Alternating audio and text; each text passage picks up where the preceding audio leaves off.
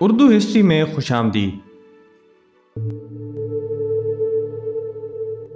ناظرین، دنیا میں جا بجا پھیلے عجائبات جہاں بنانے والوں کی کاریگری کے شاہد ہیں، وہاں آج کے ترقی یافتہ انسانوں کے لیے دلچسپی اور حیرت کا باعث بھی ہیں۔ انہی عجائبات میں شامل ایک سٹون ہینج بھی ہے، جو مخصوص انداز میں کھڑے کیے گئے پتھر ہیں جو گول دائرے کی شکل میں موجود ہیں۔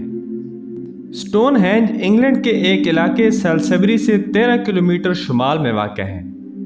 ان پتھروں کے بارے میں آج تک کوئی بھی محقق، مورخ یا سائنسدان حتمی طور پر یہ بتانے سے قاصر ہے کہ یہ کب، کس نے اور کیوں تعمیر کیے۔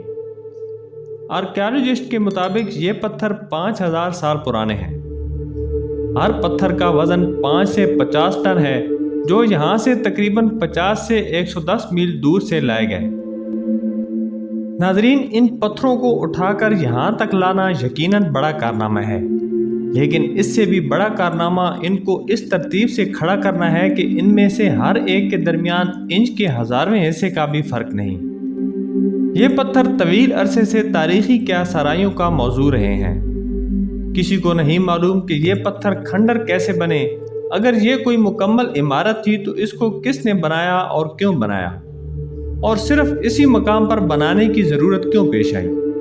کہیں ایسا تو نہیں کہ اس مقام کو کوئی خاص اہمیت حاصل رہی ہو جو آج کی اس دنیا کے لوگوں سے پوشیدہ ہے؟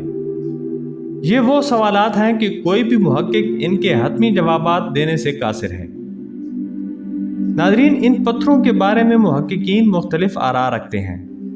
17ویں صدی کے ایک انگریز جان ابرائے اور 18ویں صدی میں اسی کے ہم وطن ماہر آثار قدیمہ ولیم اسٹوکلے کا خیال تھا کہ اس علاقے میں ڈروڈز رہا کرتے تھے، اور یہ جگہ دراصل ان لوگوں کی عبادت گاہ تھی، اور وہ سورج کی پرستش کیا کرتے تھے۔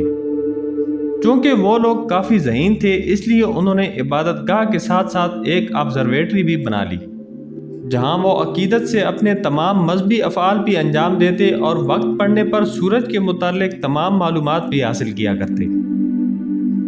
سٹون ہینج کے بارے میں ایک رائے یہ بھی ہے کہ زمانہ قدیم میں یہاں موسم گرما کے وسط میں میلے کا انعقاد ہوتا تھا اور کئی جانوروں کی قربانی بھی دی جاتی تھی۔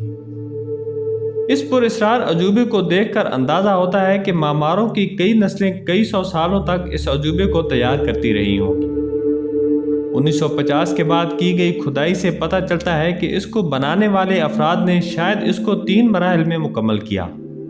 پہلا مرحلہ 2900 قبل از مسیح میں مکمل ہوا، جس میں 5 فٹ گہرا گڑھا کھودا گیا اور اس سے نکلنے والی مٹی سے گڑھے کے گرد ایک اونچی 320 فٹ قطر کی دیوار بنائی گئی۔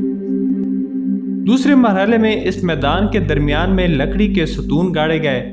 یہ مرحلہ 2500 قبل از مسیح میں مکمل ہوا، لیکن تیسرا اور آخری مرحلہ 1600 قبل از مسیح میں مکمل ہوا، جس میں دوسرے مرحلے کے لکڑی کے ستونوں کو اکھاڑ کر 60 کی تعداد میں مختلف اقسام کے پتھر جمائے گئے۔ ان پتھروں کو بلو اسٹون کہا جاتا ہے، جنہیں 2 ہلالی شکلوں میں ایک دوسرے کے آمنے سامنے رکھا گیا۔ پہلے مرحلے کی مٹی کی دیوار کو مرکز مان کر تیسرے مرحلے کے دائرے میں پتھروں کے بڑے بڑے بلاکس کو زمین پر جمایا گیا۔ ان پتھروں کی تعداد 30 تھی اور انہیں سارسن کہا جاتا ہے، اسی لیے اس دائرے کو سارسن سرکل کہا جاتا ہے۔ یہ پتھر دراصل سینڈ سٹونز ہیں، جن کی تعداد اب صرف 17 رہ گئی ہے، جن میں سے صرف کچھ ہی اصل حالت میں باقی ہیں۔